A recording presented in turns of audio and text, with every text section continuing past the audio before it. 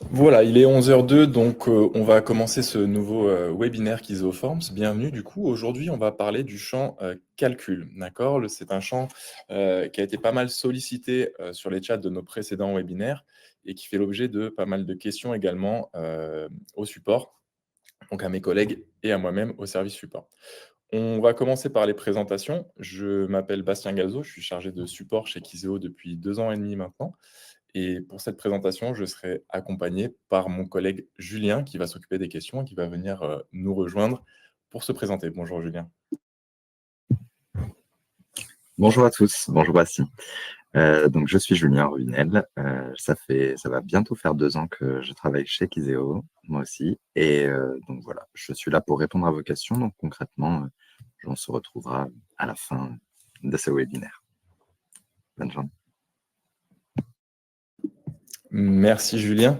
Très rapidement, puisqu'on est en train de parler des questions, quelques règles, un petit rappel des règles de base concernant les interactions pendant ce live. Vous avez à votre disposition un onglet chat qui vous permettra de poser vos questions tout au long de la présentation. Julien fera une petite sélection et viendra nous rejoindre en fin de présentation pour y répondre en direct live. Concernant vos questions, merci de poser des questions exclusivement en rapport avec le sujet du jour, à savoir le champ calcul. Si vous aviez des questions qui restaient sans réponse à la fin de ce webinaire, vous pouvez nous les adresser au support avec tous les éléments. Ce sera également le cas si vous avez des questions assez spécifiques pour vos calculs, des calculs que vous aimeriez déployer. N'hésitez pas à nous les poser au support avec tous les éléments par mail, par exemple, on pourra y répondre ensemble et prendre le temps qu'il faut pour y répondre. Voilà. Dernière chose concernant l'onglet chat, vous pourrez également vous en servir si jamais vous étiez amené à ne plus me voir ou ne plus m'entendre. N'hésitez pas à vous manifester sur le chat, ça nous permettra d'être plus réactifs. Voilà. On a fait le tour des règles de base. On va du coup commencer maintenant ce programme. Et au programme de ce webinaire, donc, on vous présente une découverte, on vous propose une découverte du champ calcul. Dans un premier temps, on va voir un petit peu comment il est construit, comment s'en servir et ce qu'on peut faire avec. Donc, on va passer par les onglets vraiment pour le configurer, les différents opérateurs qu'on peut intégrer à nos formules de calcul. Et puis par la suite, on se penchera sur des petits cas d'usage spécifiques qui vont nous permettre de mettre en lumière vraiment le fonctionnement de ce champ calcul. Voilà. On terminera avec des astuces qu'on va vous donner, qu'on a pu donner à pas mal de clients au support déjà, et qui permettent de contourner certaines contraintes ou de répondre à certains besoins de nos clients. Donc, on s'était dit que c'était intéressant et pertinent de vous les partager à travers ce webinaire. Voilà. Alors, tout de suite, on va commencer avec notre grand 1, du coup, le champ calcul. Et je vais, moi, commencer à partager mon écran pour vous montrer un petit peu le formulaire qu'on vous a préparé tout au long de cette présentation. Voilà. Nous voici donc sur le back-office. Vous aurez reconnu l'interface. J'ai ici un formulaire qui est prêt pour m'assister un petit peu dans ma présentation du jour. Et vous avez également à côté la projection de mon téléphone. Comme ça, on pourra voir d'un côté comment on a configuré les différents modules qu'on a intégrés à ce formulaire et de l'autre côté, comment, eh bien, tout simplement, ça va se restituer, comment ce sera restitué sur un téléphone. Voilà. On va commencer du coup avec le grand 1 et le champ calcul. Donc, rapide découverte du champ calcul, c'est cet élément qui se trouve ici, qui est matérialisé par une petite pastille rouge avec une image de calculatrice, une petite icône en forme de calculatrice. Dans ce champ calcul, on va rentrer dans son paramétrage. Et on va se focaliser sur ces deux onglets, propriétés et calcul. Ce sont les deux onglets qui sont vraiment propres et spécifiques à notre champ calcul, et c'est avec ces deux onglets-là qu'on va vraiment travailler sur nos calculs. Pour commencer, l'onglet propriétés. Bon, c'est une interface que vous connaissez bien si vous utilisez Kizeo Forms. On va pouvoir d'abord, dans un premier temps, titrer notre champ calcul, donc lui donner un nom. On va pouvoir autoriser ou pas une saisie modifiable. Donc, c'est-à-dire modifier le résultat de mon calcul. Potentiellement, si on veut apporter un arrondi très spécifique, quelque chose comme ça, on va pouvoir l'autoriser ou pas ici. on va pouvoir également définir le nombre de décimales qui sera affiché sur l'écran, sur mon champ calcul justement. D'accord? Donc, comprenez bien sûr le nombre de chiffres après la virgule, le nombre de décimales, pour arrondir ou pas en fonction. Et enfin, on va pouvoir appeler un certain format, c'est-à-dire que ici, dans le type de résultat, vous voyez que par défaut, on est sur nombre, dans la mesure où on va aller calculer des quantités, mais on peut également se positionner sur heure pour tout ce qui va toucher au calcul de période. Voilà, on peut faire également les deux sur Kiseoforms, les quantités et les périodes.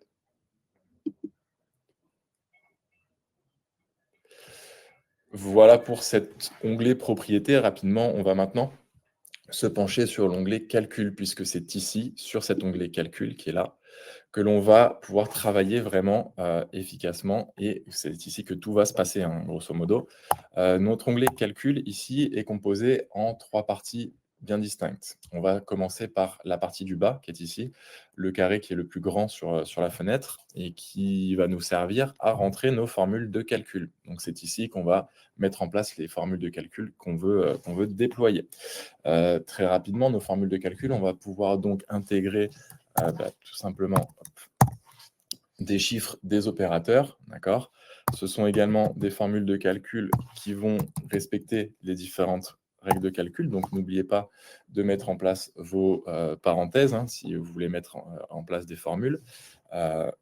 Et derrière, on va pouvoir, du coup, comme je vous disais, intégrer des chiffres, et on va pouvoir également intégrer d'autres éléments. Donc, c'est ce qu'on va voir tout de suite, à commencer par cette fonction qui est là-haut, ajouter un champ, qui va nous permettre d'aller appeler un champ de notre formulaire. Par exemple, ici, je vais pouvoir aller appeler un champ dans mon formulaire qui s'appelle total hors taxe en euros. D'accord? Et on voit qu'en le sélectionnant, j'ai ici un petit cartouche bleu qui va venir s'intégrer à ma formule de calcul, et donc qui va faire partie intégrante de ma formule de calcul. Le champ prix total hors taxe va nous restituer une information qui est sous forme de nombre, d'accord? Donc on va pouvoir intégrer à nos formules de calcul. Vous avez ici donc l'ensemble des champs via ce menu déroulant qu'il est possible d'intégrer à vos formules de calcul. Il vous suffira juste d'aller sélectionner le champ en question. Encore une fois, vous voyez qu'un champ appelé dans une formule de calcul sera restitué sous la forme d'un cartouche bleu. Au-delà des champs, on va également pouvoir intégrer ce qu'on appelle des fonctions. D'accord ? Ce sont des fonctions de base dans les calculs qui vont nous permettre tout simplement d'étoffer ou de construire certaines formules assez spécifiques. D'accord ? On retrouve ici, par exemple, du cosinus, du sinus, pour tout ce qui va toucher à la trigonométrie. On a de la racine carrée et de la puissance, et on a également le logarithme et son binôme, l'exponentielle. D'accord ? Donc, à chaque fois, vous allez pouvoir, par exemple, intégrer une formule, ici la racine carrée, on va prendre pour exemple la racine carrée, et je vais pouvoir rentrer une valeur entre parenthèses. Par exemple, si je veux avoir la racine carrée de 9, je vais rentrer 9 dans ma racine carrée. D'accord ? Deuxième exemple, si je veux calculer une puissance, je vais calculer par exemple 3 puissance 3, je vais rentrer 3 avant la virgule et l'exposant après la virgule. Je vais donc avoir 3 puissance 3 qui sera restitué dans mon champ calcul. Vous avez également la présence ici de deux fonctions spécifiques qui sont l'item refnum et l'identifiant unique. Alors, ce sont des fonctions qui ne sont pas à caractère algébrique, on va dire, ou arithmétique, mais plutôt propres à Kiseoforms. L'item refnum, rapidement, va vous servir dans la mesure où vous allez scanner des QR codes avec Kiseoforms. L'identifiant unique, lui, tout simplement, on va l'intégrer ici tout de suite, va vous proposer une chaîne de caractères qui, comme son nom l'indique, est unique. Cette chaîne de caractères sera composée de la date du jour, de l'heure, avec une précision au millième près, millième de seconde, ce qui va lui conférer justement son caractère unique, et d'un ID qui est propre au profil de la personne qui saisit la donnée. Je le laisse ici, comme ça on pourra voir tout à l'heure en saisie ce que ça donne et comment il est construit.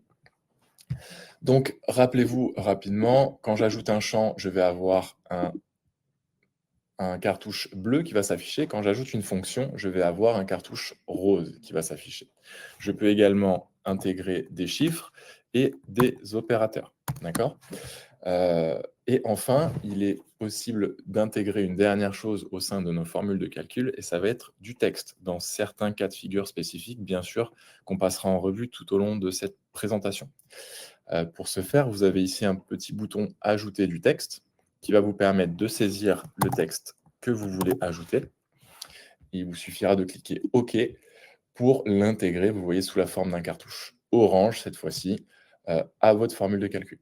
Attention, dès lors que vous allez intégrer du texte, il y a un petit plus qui va se générer d'office et qu'il faudra, le cas échéant, supprimer en fonction de ce qu'on veut mettre en place avec notre texte. Voilà.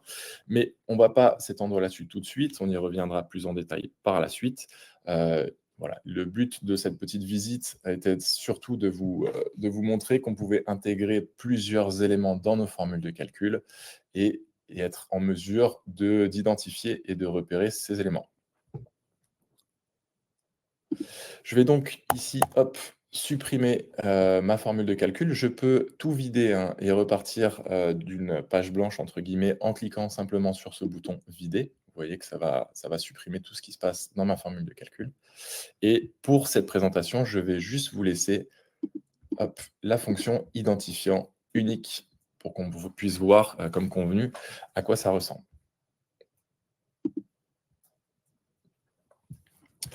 Très rapidement, je vais maintenant passer sur les opérateurs qu'il est possible d'intégrer à vos formules de calcul.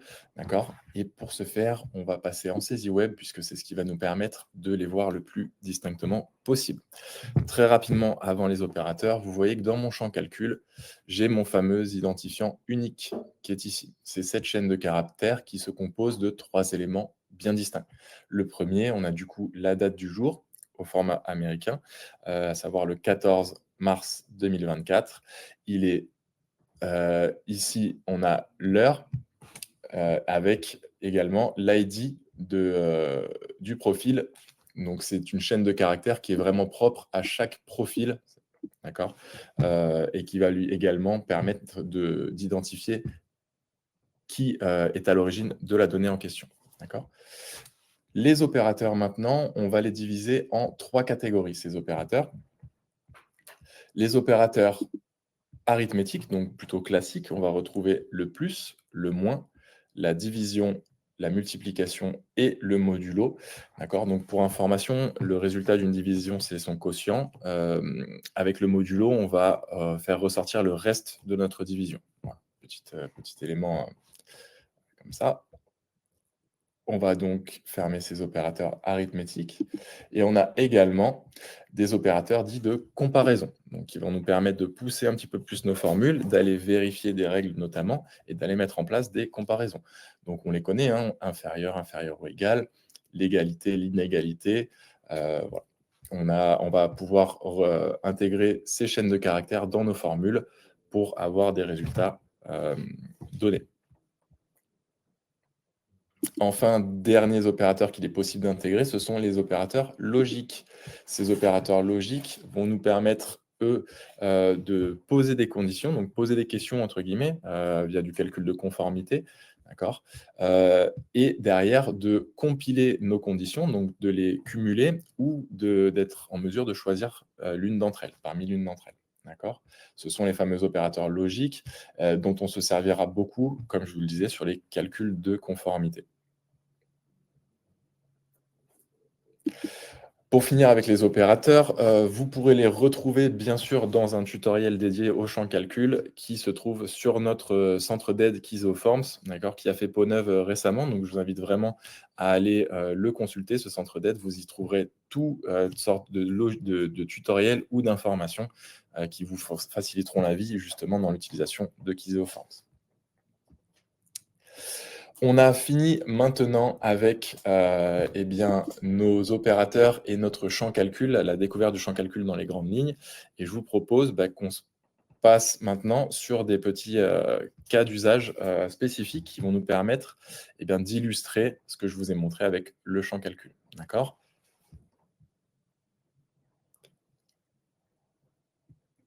On se retrouve ici sur donc, mon formulaire champ calcul et dans la partie calcul de base. on a mis en place 3 petits, cas d'usage spécifiques pour vous montrer respectivement comment on va faire des calculs de base en allant appeler certains champs de notre formulaire.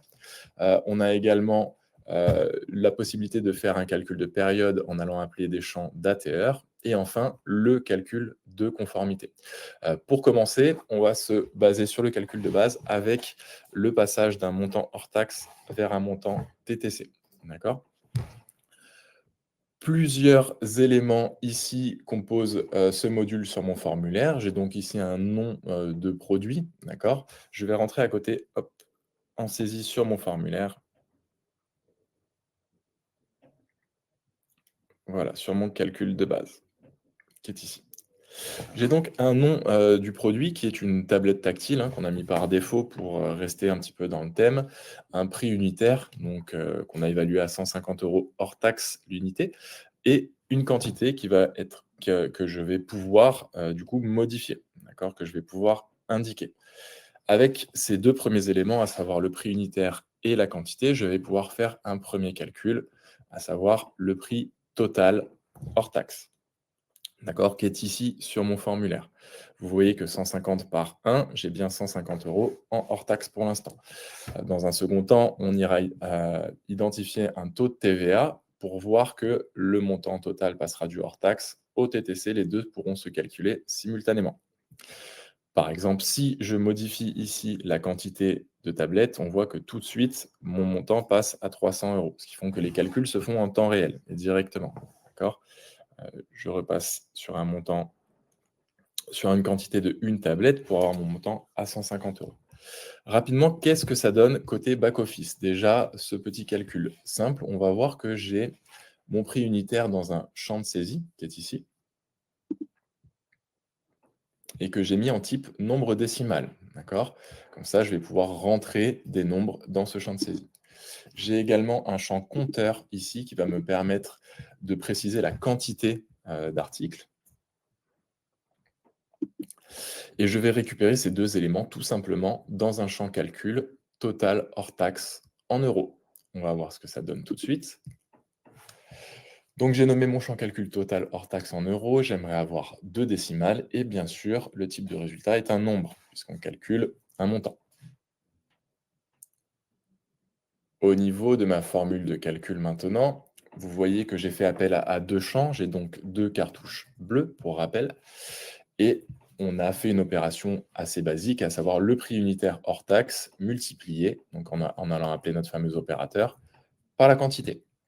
Qu'est-ce que ça donne dans la pratique? Je vais ajouter un champ, je vais chercher mon prix unitaire hors taxe, je vais mettre mon opérateur multiplié, je vais aller chercher ma quantité et le tour est joué. Je valide, j'enregistre mon formulaire et le champ calcul pourra me calculer le montant total hors taxe.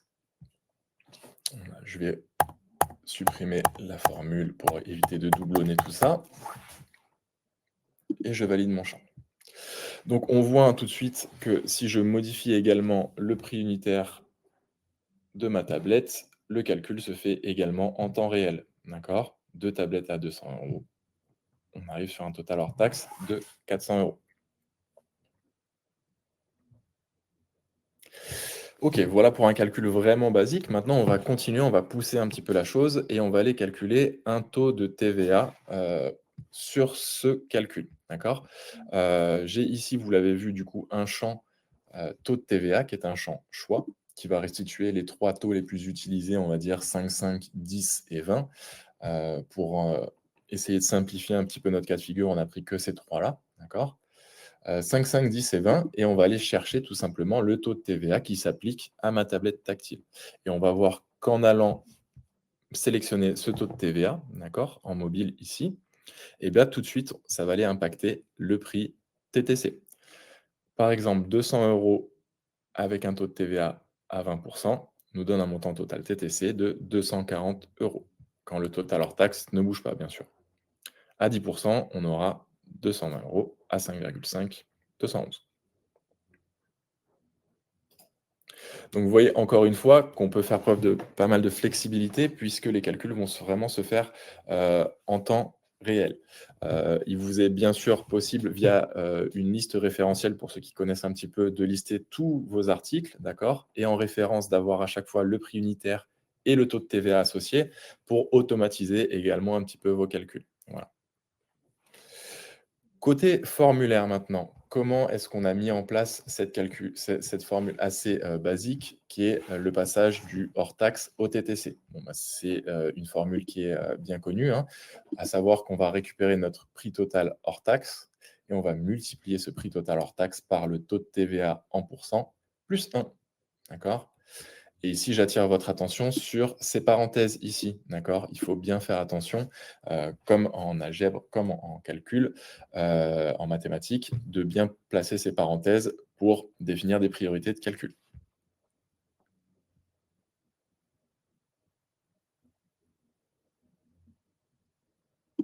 Voilà. Rapidement, on va enchaîner avec maintenant le calcul de période, d'accord? Je vais descendre un petit peu sur mon formulaire côté mobile. Et on va voir ensemble qu'il est possible de calculer, comme je vous disais, des quantités, mais également des périodes, en allant configurer notre champ calcul et en lui demandant un résultat horaire. On descend un petit peu sur mon module. Vous allez voir que le principe reste le même, c'est juste qu'il est possible également de calculer des périodes en partant de champs date et heure.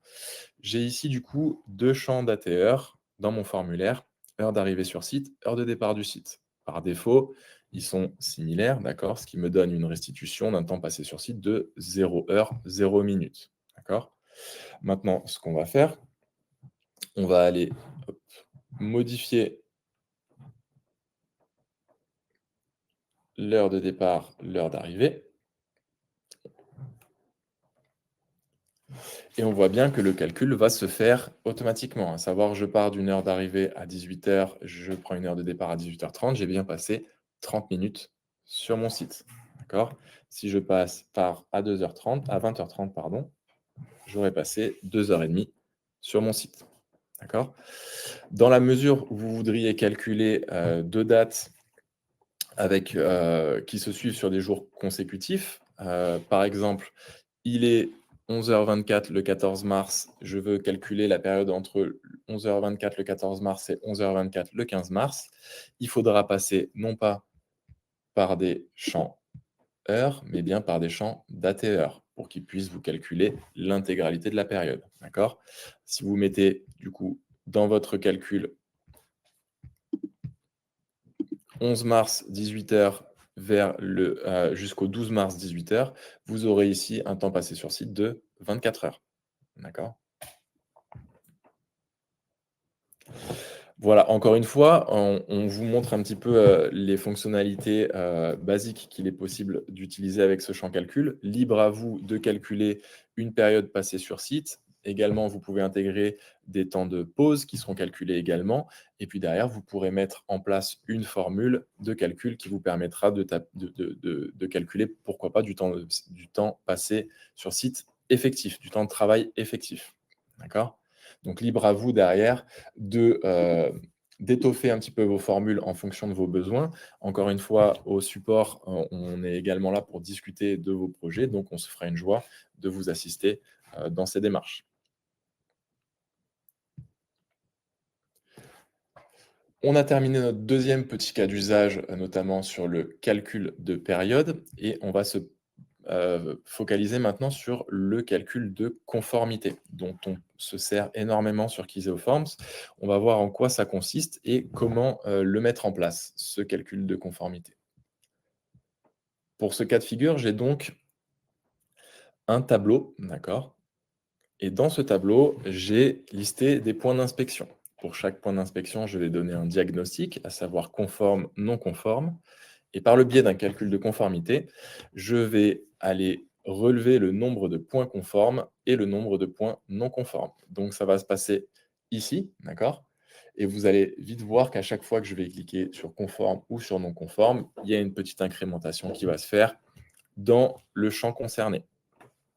Premier point d'inspection, du coup, la propreté du chantier, que je vais diagnostiquer comme conforme. Regardez bien mon champ calcul point conforme. j'ai bien un petit 1 qui est venu s'incrémenter. Si je clique sur non conforme, les champs calcul réagissent en temps réel. Je valide donc ma conformité sur la propreté chantier. Je vais ajouter une seconde ligne. Mon second point d'inspection traitera de la gestion des déchets. Donc, je vais donc le sélectionner. Gestion des déchets qui sera diagnostiquée comme non conforme cette fois-ci. Donc, encore une fois, même principe. En cliquant sur non conforme, j'ai bien un petit 1 qui va venir s'incrémenter dans mes points non conformes. Je valide ma ligne. Et on va ajouter une dernière ligne, à savoir avec notre dernier point d'inspection, les dispositifs de sécurité, que je vais diagnostiquer comme conforme pour valider cet audit et terminer cet audit. J'ai donc mes 3 lignes, d'accord? Comment on a réussi à mettre ça en place? Alors, dans mon tableau, j'ai plusieurs éléments. Pour commencer, j'ai une liste avec mes points d'inspection, d'accord? Ce sont les 3 points d'inspection que vous avez vu passer lors de la saisie. Il s'agit d'une liste basique, vraiment toute simple, avec 3 items, 3 labels. J'ai également un champ choix qui va me permettre de donner mon diagnostic. On voit que j'ai diagnostiqué, j'ai 2 items, conformes et non conformes. Et là, je vais attirer votre attention sur le fait que ces 2 items sont codés. D'accord? On voit que j'ai un C majuscule pour coder mon conforme et un NC majuscule pour coder mon non conforme. C'est important de faire ça lorsqu'on va récupérer ces éléments dans un calcul. On va voir pourquoi. Mais c'est toujours un bon réflexe à prendre. Donc, pour coder, n'oubliez pas, on a le code, les 2 points, l'item, sans espace. Le code, les 2 points, l'item, sans espace. D'accord? C'est-à-dire qu'à chaque fois qu'on va aller sélectionner conforme, c'est un petit C, donc l'application va enregistrer qu'on a choisi également un C majuscule. Et vous allez voir en quoi ça va nous faciliter la vie. J'ai également ici une petite case à cocher que je me garde sous le coude, qu'on verra par la suite, d'accord? Vous ne l'avez pas vue lors de la saisie, c'est normal, elle est transparente puisqu'elle est toujours cachée, mais elle a son utilité. On verra ça tout à l'heure. Et je vais me focaliser sur mes 2 champs calcul ici. Rappelez-vous, c'est ceux qui sont censés gérer une incrémentation en fonction du choix qui aurait été fait dans le diagnostic. Donc si je prends mon calcul point conforme ici, et que je vais voir la formule de calcul, j'ai la formule de calcul du calcul de conformité, à savoir qu'on va aller appeler plusieurs opérateurs. Souvenez-vous, on a ici des opérateurs de comparaison avec notre égal. On a le fameux opérateur ternaire, donc c'est ce point d'interrogation qui va nous permettre de, entre guillemets, poser une question à l'application et de voir la réponse qu'elle va nous donner. D'accord? Ici, en l'occurrence, je vais aller chercher mon champ diagnostic et je vais lui demander si mon champ diagnostic est égal à C. Souvenez-vous, C pour conforme. D'accord? Je lui pose donc la question à l'aide de mon petit point d'interrogation. Et derrière, j'ai un format de réponse qui se présente sous la forme réponse si vrai, réponse si faux. À savoir que si mon diagnostic a été renseigné comme C, donc comme conforme, on va afficher un petit 1 dans mon calcul. Si ce n'est pas le cas, donc s'il a été renseigné comme non conforme ou s'il n'a pas été renseigné du tout, d'accord, on affichera un 0. Seul le fait de renseigner un diagnostic conforme pourra afficher un 1 dans ce petit champ, dans ce calcul. Et grâce à ça, pour chaque cas de figure, chaque point de conformité, on va pouvoir afficher un 1 dans le champ calcul qui nous intéresse. Très rapidement, je vais vous montrer le non conforme.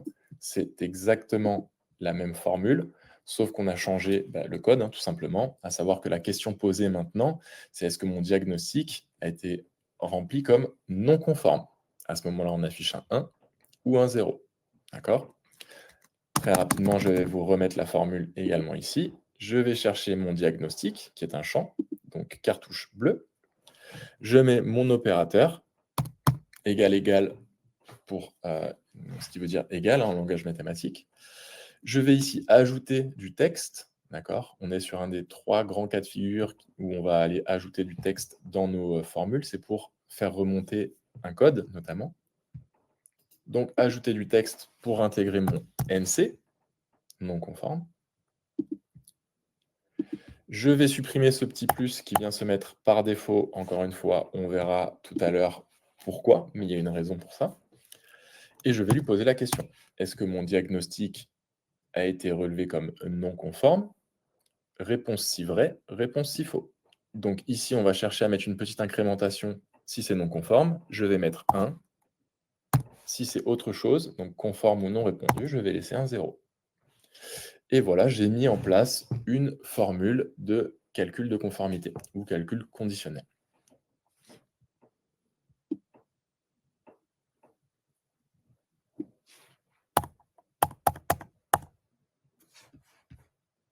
Je vous laisse la formule rapidement ici.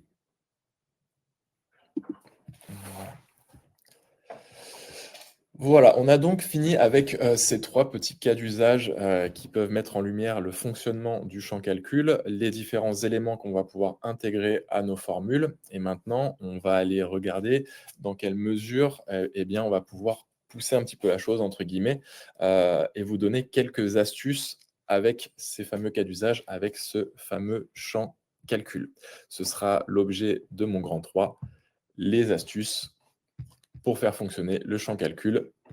Et ce sont des astuces du coup, qu'on a données, nous, de temps en temps au support, à nos clients, et justement qui, parfois, ont pu contourner certaines contraintes ou répondre à certains besoins. Donc, encore une fois, on s'était dit que ça pouvait être pertinent de vous les partager ici. Au niveau des astuces, la première astuce va consister à aller récupérer et sortir les éléments d'un tableau. On a vu tout à l'heure que pour notre conformité, on a relevé des points d'inspection, on a des informations qui sont dans un tableau. Je pense que vous n'êtes pas sans savoir que lorsqu'on va rentrer des informations dans un tableau sur Kiseoforms, à un moment ou à un autre, on va avoir besoin peut-être de sortir ces informations du tableau. Et parfois, ça peut être une contrainte, tout simplement, puisqu'on va voir qu'il y a une certaine manière de sortir vos éléments du tableau et de faire notamment, pourquoi pas, des totaux ou des taux, des pourcentages. D'accord? C'est ce qu'on va voir à travers cette première astuce, comment récupérer les éléments hors tableau, d'accord?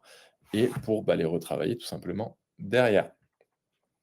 J'ai donc ici un module totaux sur mon formulaire composé de plusieurs champs calcul. D'accord? On voit qu'on a le nombre de lignes dans le tableau, puisque c'est une information qui est toujours intéressante. Combien de points d'inspection est-ce qu'on a effectué lors de notre inspection?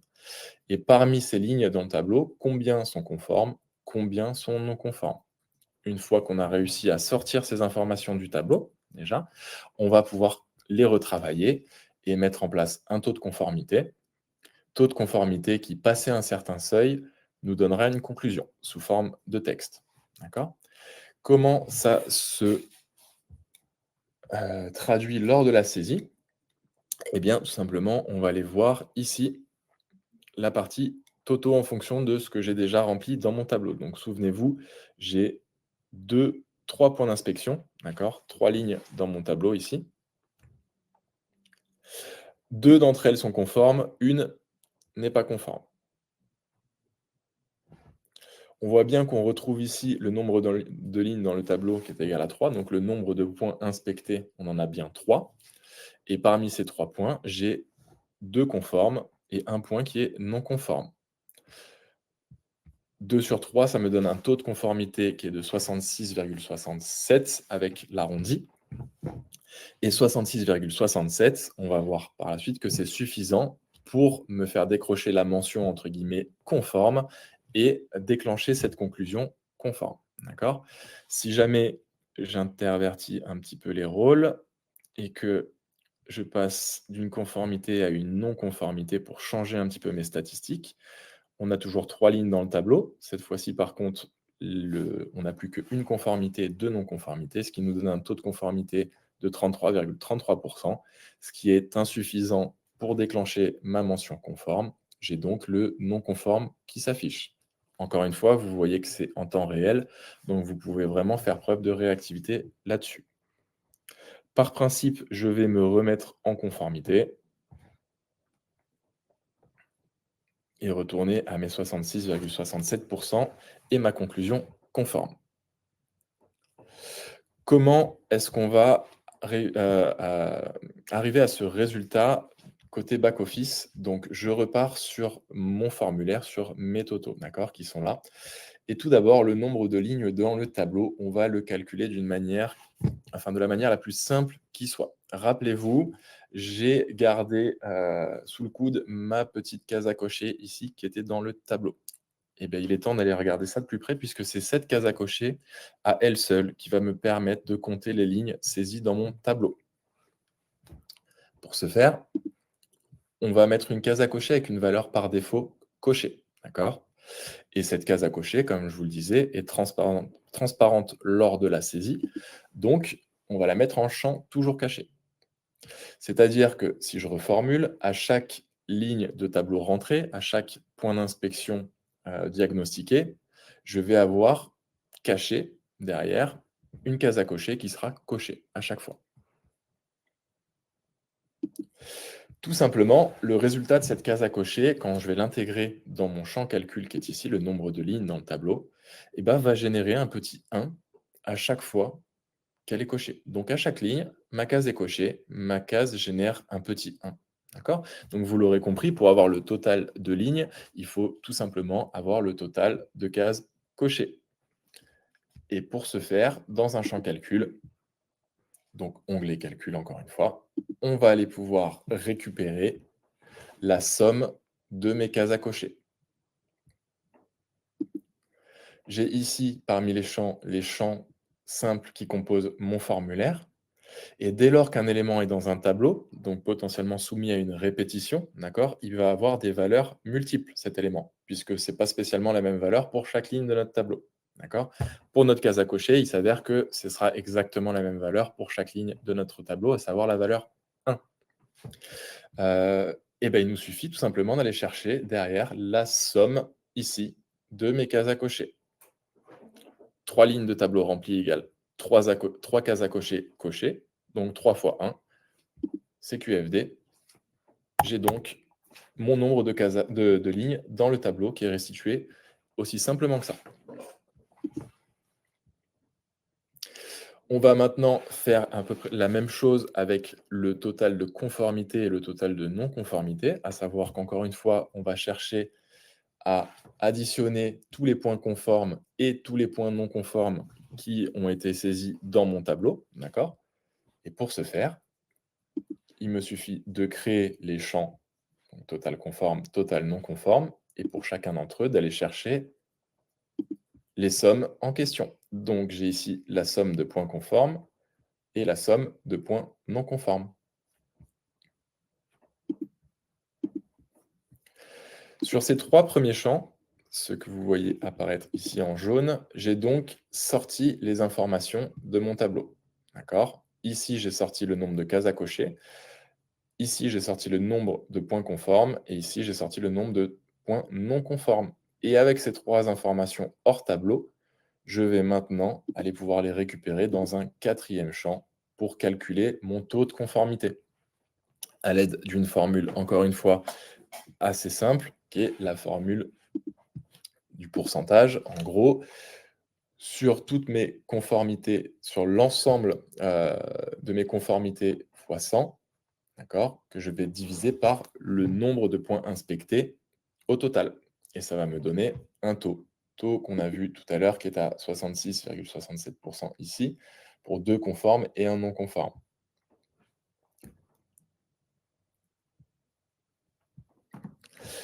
Et enfin, on va aller faire ressortir en fonction de ce taux de conformité une conclusion. Et cette conclusion, comme je vous le disais, aura la forme d'un texte.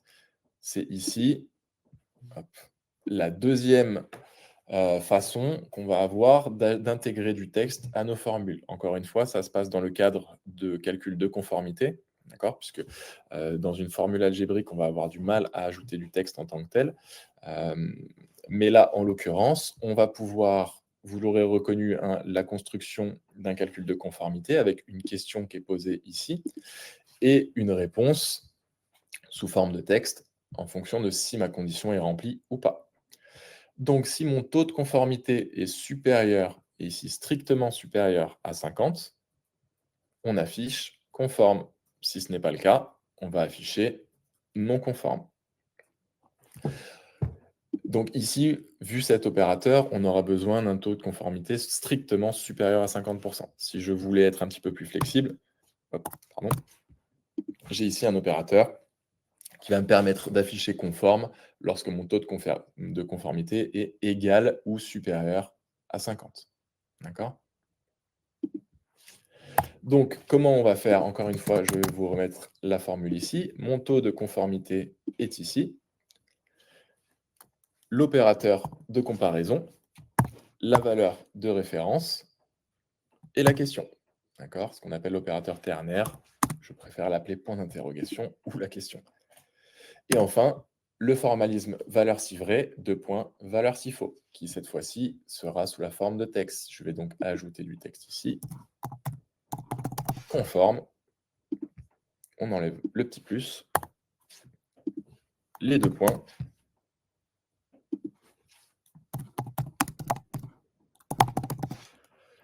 Non conforme. On enlève le petit plus.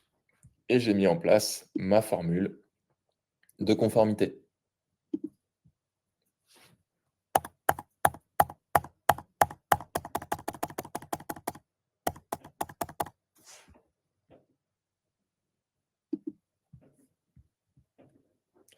Voilà pour ce qui est de récupérer des informations dans un tableau pour pouvoir les retravailler derrière. C'est une action qui est assez utilisée et généralement qui fait preuve de pas mal de demandes également à mes collègues et à moi-même au support. Donc voilà, vous avez maintenant les éléments et également le comportement d'un tableau vous avez maintenant connaissance de toutes ces choses-là. Vous allez pouvoir travailler plus efficacement sur vos tableaux et en dehors de vos tableaux. Nous, on va continuer dans nos petites astuces et on va parler maintenant d'une petite astuce concaténation. Alors, concaténation.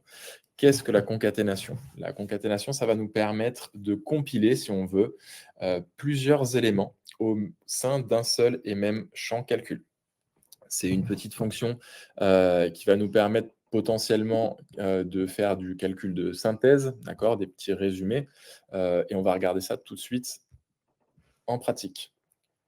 On retourne ici, hop, sur mon formulaire, sur mon module synthèse et concaténation, et également sur mon back-office.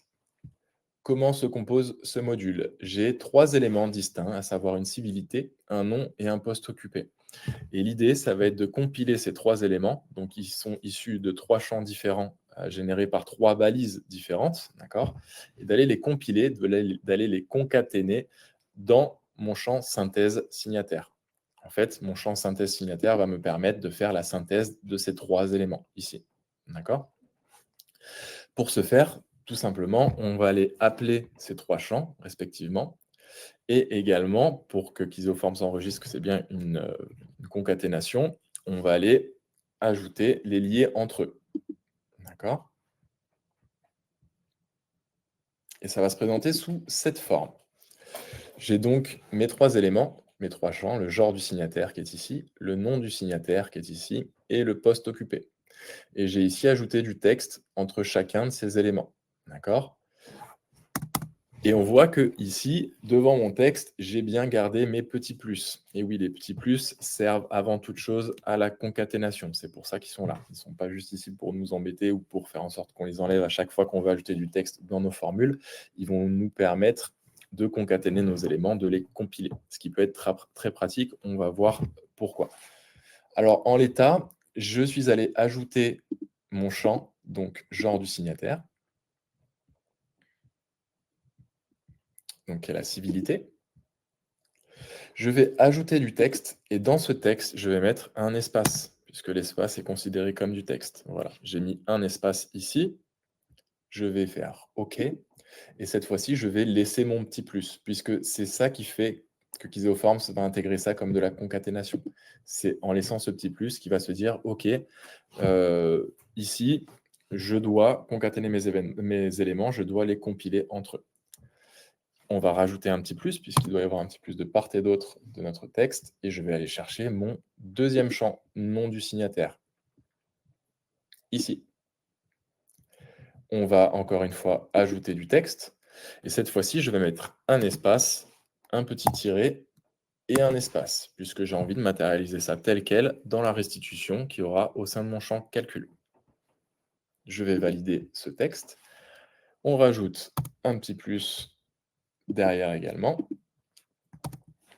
Et on va chercher mon troisième élément, à savoir le poste occupé, qui est là. D'accord? Et j'ai mis en place ma formule de concaténation, genre du signataire, plus nom du signataire, plus poste occupé.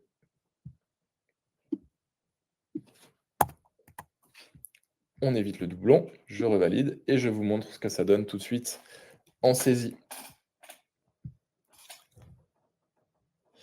Civilité, donc on va prendre ici Madame Martin, poste occupé, Madame Martin et PDG. Voilà comment ça se retranscrit sur un mobile. Donc, vous voyez que j'ai pu ici compiler les différents éléments qui sont saisis dans ces trois champs, la civilité, le nom, le poste occupé, et une petite mise en forme qui est ici avec le petit tiret et les espaces.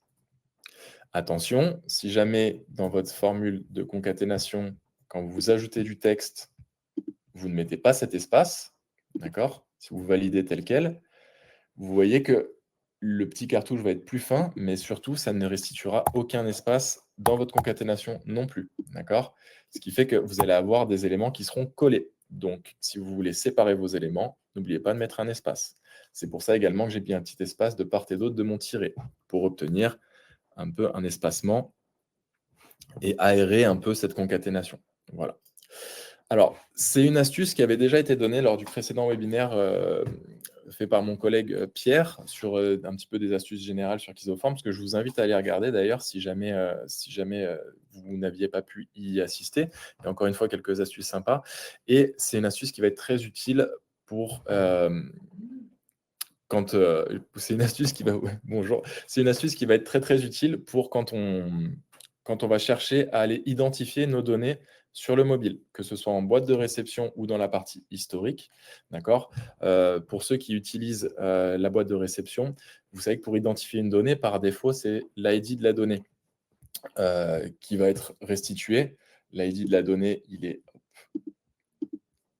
oui, je vais quitter. Il est ici. C'est ce numéro qui est là et qui n'est pas spécialement pratique quand on a plusieurs données pour pouvoir identifier la bonne. Eh bien, on va pouvoir changer ça dans les options mobiles de mon formulaire que j'ouvre tout de suite. Onglet historique. Onglet historique, on va pouvoir appeler un titre et un sous-titre. C'est-à-dire qu'on va pouvoir appeler deux champs de notre formulaire pour pouvoir identifier nos fameuses données. Sauf que parfois, deux champs, c'est pas assez. Si par exemple, je veux appeler ici la civilité et le nom, eh bien tout simplement, je ne pourrai pas appeler le poste occupé. D'accord? Il va falloir faire un choix. Grâce à la concaténation, tout simplement, je vais pouvoir appeler la synthèse signataire et je vais avoir les trois éléments en même temps. Je vais avoir les trois éléments en même temps et je vais même aller avoir le luxe d'aller en chercher un autre. Avec une petite conclusion, pourquoi pas. D'accord? Pareil, dans la restitution sur vos exports, si vous voulez compiler plusieurs éléments au sein d'une seule et même balise, vous pouvez utiliser cette fonction de concaténation.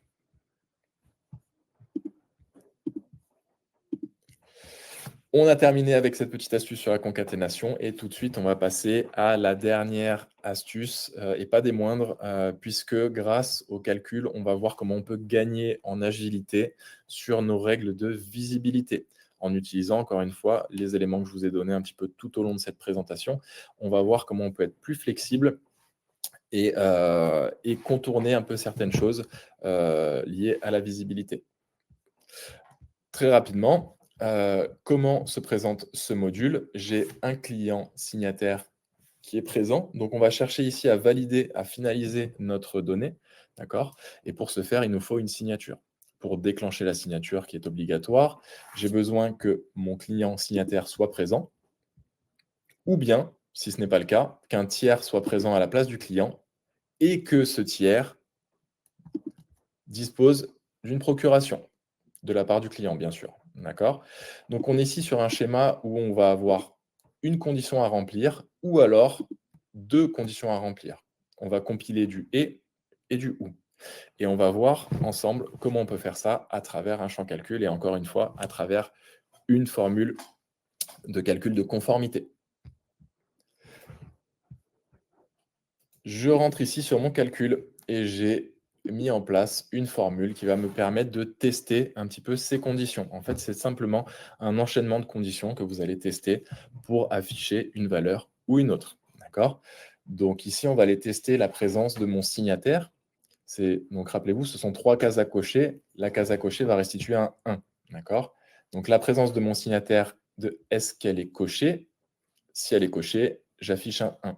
Si ce n'est pas le cas, est-ce que le tiers est présent à la place de mon signataire? Est-ce que c'est coché? Si c'est coché, j'affiche un 1. Mais si c'est coché, il faut également que le tiers atteste sur l'honneur avoir procuration pour afficher mon fameux 1. D'accord?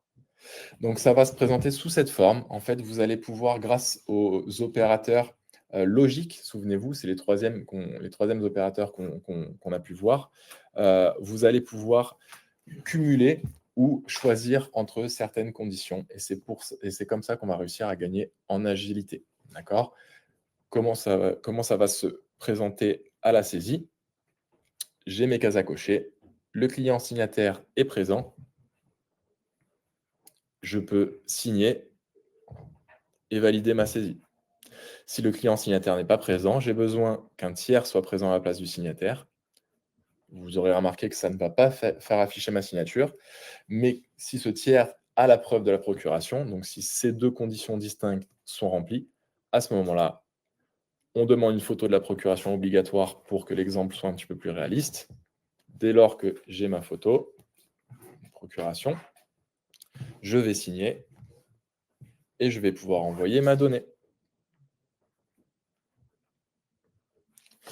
Donc voilà, petit retour sur cette formule. Vous pouvez voir rapidement, on va d'abord tester la présence d'une première règle, d'une première condition.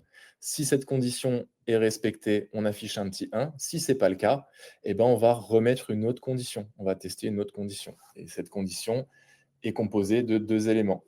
Voilà.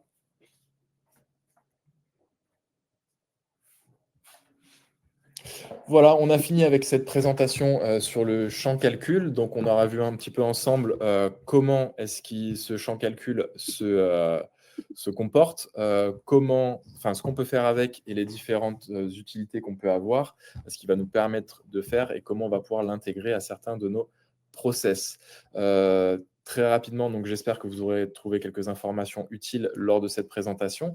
Comme convenu, Julien va maintenant venir me rejoindre. Hop.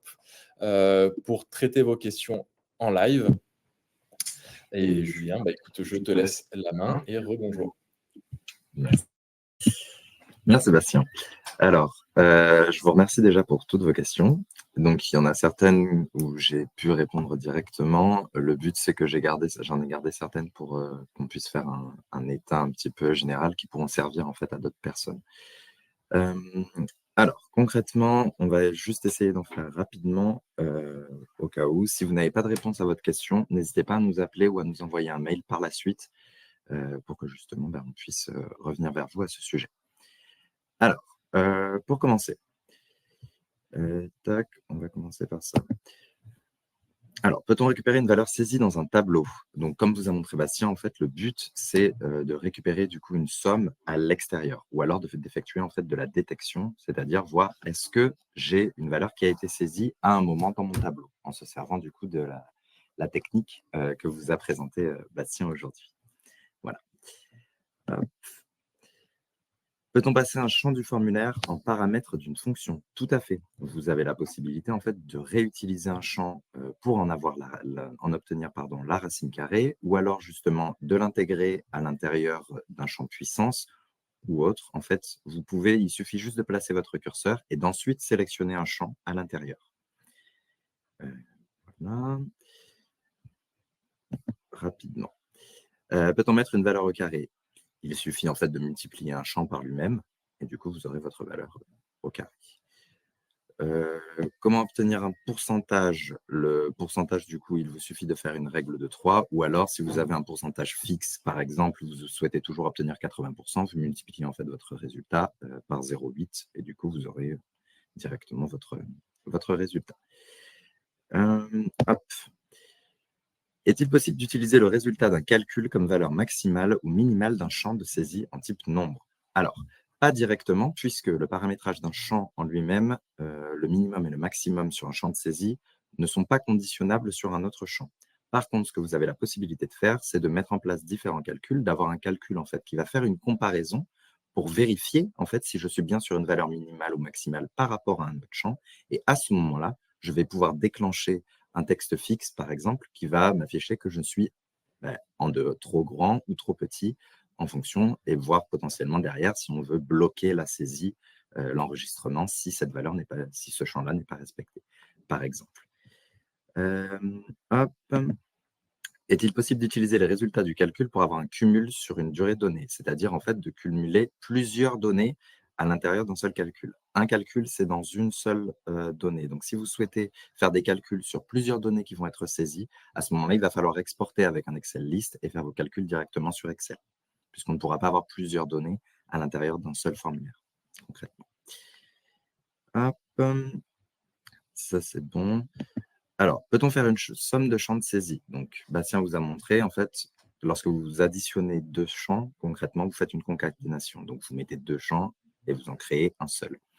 Lorsque vous souhaitez faire une somme de champs de saisie dans un tableau, en fait, lorsque vous faites somme de ce champ, vous allez obtenir le résultat du champ, si le champ de saisie est bien en nombre. À partir du moment où vous avez du texte, puisqu'on ne va pas pouvoir les additionner, vous n'allez pas pouvoir récupérer l'ensemble des éléments qui ont été saisis. Voilà. Et petite précision pour finir, qu'en est-il de ma concaténation si l'un des champs n'est pas rempli? Effectivement, un champ qui n'est pas rempli est égal à 0. Donc, si vous souhaitez concaténer des champs, faites bien attention à ce que tous soient en saisie obligatoire et que tous aient bien une valeur. Voilà, différente de 0. Voilà, j'espère que j'ai répondu à la plupart dans les temps. Donc, n'hésitez pas, si jamais vous avez besoin, à nous recontacter par mail ou bien par téléphone. Et je vais laisser juste une petite enquête de satisfaction qui vous permet justement de nous indiquer un petit peu comment est-ce que vous avez trouvé ce webinaire. Il y a déjà eu des retours très positifs dans le chat, donc c'est déjà très sympathique. Merci beaucoup à tous. Et voilà, je repasse la balle à Bastien. Merci beaucoup, Julien, pour ton intervention. Alors, il y a eu beaucoup de questions. C'est chouette, on vous remercie. Ça veut dire que le webinaire, vous aurez trouvé un certain intérêt à cette présentation. Encore un merci. Donc, comme Julien disait, il y a eu quelques retours positifs que moi, je ne vois pas, mais ça me fait chaud au cœur également, puisqu'on a vraiment à cœur de vous proposer du contenu qui soit pertinent et utile à chaque fois. Donc, on va maintenant clôturer cette session, donc ce nouveau webinaire Kizeo Forms sur les calculs, et très rapidement avec quelques informations qui pourront vous être utiles. Notamment le centre d'aide. Comme je vous disais, le centre d'aide a fait peau neuve récemment. Je vous invite vraiment à aller le parcourir, le visiter. Vous trouverez toutes sortes de ressources utiles pour vous aider, vous faciliter la vie sur Kizeo Forms. Et concernant nos webinaires, vous aurez également accès au replay de tous nos webinaires, donc celui-ci également, bien sûr. Et c'est ici également qu'on communiquera le thème de notre prochain webinaire avec la possibilité de s'inscrire. Normalement, un sondage doit être envoyé justement concernant les thématiques des prochains webinaires, toujours dans un souci de vous proposer du contenu qui soit pertinent et qui soit utile pour vous. Voilà, si vous pouvez prendre une petite seconde pour participer à ce sondage. On voit que l'exploitation de données est en train de faire une belle échappée. Donc, c'est très bien. Encore merci. Ça va nous donner, nous, des éléments pour la suite et pour vous proposer toujours plus de contenu adapté. Très bien.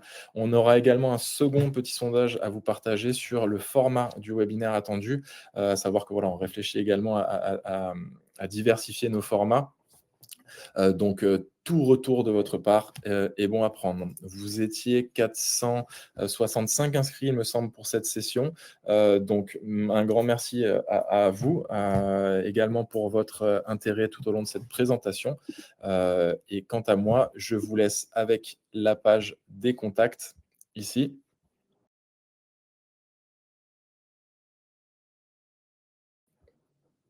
Voilà, donc vous avez pu voir ici la page des contacts. Donc n'hésitez pas à vous en servir, on est là pour ça. Et il ne me reste plus qu'à vous souhaiter une excellente journée et en espérant vous voir nombreux sur notre prochain webinaire dont la thématique sera dévoilée très prochainement. Merci à tous. Au revoir.